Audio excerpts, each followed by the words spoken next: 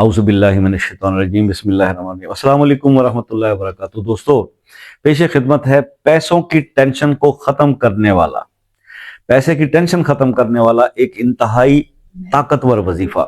यह मैं आपके साथ शेयर करूंगा क्योंकि इस वक्त के हिसाब से जितनी डिस्कशन आप लोगों से होती है, तो मैं यकीन करें सबसे बड़ी टेंशन जो इस वक्त पे लोगों को है, वो मेरी ऑब्जर्वेशन तो ये है, वो पैसे की कमी की टेंशन है। वो आपके ज़रूरियात ज़िंदगी के ना होने की टेंशन है। तो ये वाला मसला सबसे ज्यादा डिस्कस किया जाता है। हर बंदा, हर दूसरा चौथा बंदा यही डिस्कस कर रहा होता है कि पैसों की कमी है, अखराजात पूरे नहीं होते, मामलात जो है वो नहीं चल पा रहे। तो इसलिए मैं कोशिश करता हूं कि आपको ऐसे अमल जो है वो बताऊं जो इंस्टेंट हो, फौरी हो, क्विक रिजल्ट्स वाले हों और आसान करने में हो, ताकि वो आप इजीली उसको परफॉर्म भी कर पाएं। क्योंकि मसला ये होता है कि अमलियात तो बहुत हैं, वज़ाइफ तो बहुत हैं, ठीक है, लेकिन बात वही है कि मैं आपसे अर्ज करता हूं कि देखिए, बात सुने, एक चीज आप नोट कीजिएगा। देखिए, अल्लाह ताला ने जिस दिन कोई रूह बनाई, जिस वक्त भी वो कोई रूह बनाई आपकी, उसकी जिंदगी मुतय्यन की, तो उसका रिस्क भी मुतय्यन कर दिया। ये ध्यान में रखिएगा। अब बात यह है कि अब हम कहते हैं जी, आप कहते हैं जी कि वो रिस्क बढ़ाने का वजीफा। देखिए, बात यह है, वज़ाइफ क्या होते हैं?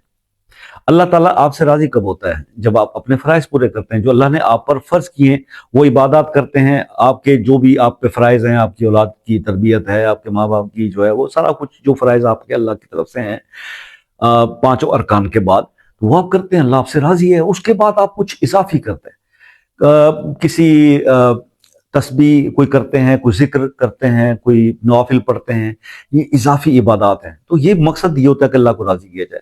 अच्छा, जब अल्लाह राजी होते हैं तो फिर उस जो आपका रिस्क, क्योंकि जिसने लिखा है ना तकदीर आपकी, तो वही उसको बदलने की ताकत रखता है। तो जब आप उसको राजी करते हैं, खुश करते हैं, कोई दुआ करते हैं, तो उसके बदले आपका रिस्क बढ़ जाता है। अच्छा, जब वो बढ़ता है, अब इसको आगे बढ़ाने में एक फॉर्मूला दे दिया गया कि आपको तंगी थी, थोड़ी कुशादगी मिली, अब इसको आपने आगे क्या करना है? अल्लाह की राह में उसमें से खर्च करना शुरू कर दें, क्योंकि ये तो बांटने से बढ़ता है। ये देखिए, मेरी बात सुनिए। एक शख्स का जैसे वाकया था हज़रत मूसा अलैहिस्सलाम के दौर में, कि एक शख्स ने हज़रत मूसा अलैहिस्सलाम से ये रिक्वेस्ट की कि जनाब अल्लाह ताला से कहें कि जी वो मेरे हिस्से का जितना भी बाकी रिस्क है वो मुझे इकट्ठा ही दे दे। वो थोड़ा थोड़ा आता है, तो मतलब हमने तो आज तक पेट भर के खाना भी नहीं खाया।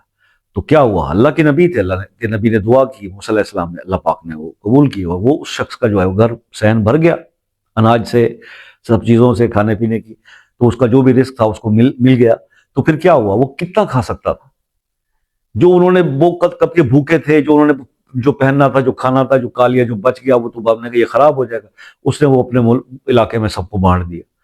अब बात यह कि कुछ अरसे बाद जब मूसा अलैहिस्सलाम वहां गए, तो वो सिलसिले बढ़ चुके थे। बजाय इसके कि वो तो ये सोच रहे थे कि अब ये शायद, अब तो इसका रिस्क इसने इकट्ठा ले लिया, तब तो ये नहीं रहा होगा, बंदा खत्म हो गया होगा, क्योंकि जो उसने इकट्ठा जो ले लिया। अब उन्होंने देखा कि वहां तो रेल पेल है और सारे मसले जो है वो बढ़ चुके हैं। तो फिर क्या? अल्लाह के नबी थे, बात करते थे, कलीमुल्लाह थे, उन्होंने अल्लाह से पूछा कि रब्बुल आलमीन, आप इकट्ठा इसको आपने रिस्क दिया था, तो फिर ये अब कैसी ये सारी बहार है? तो अल्लाह ताला ने उनको बताया कि मूसा, इसने बाकी जो था, मतलब उस बंदे ने भी ये सारी स्टोरी अपनी बताई, क्योंकि अपने मुझे इसने रिटर्न कर दिया। जब उसने मुझे रिटर्न कर दिया, तो फिर उसको मैं तो फिर किसी का हिसाब रखता नहीं, उसको बढ़ा के दे दिया।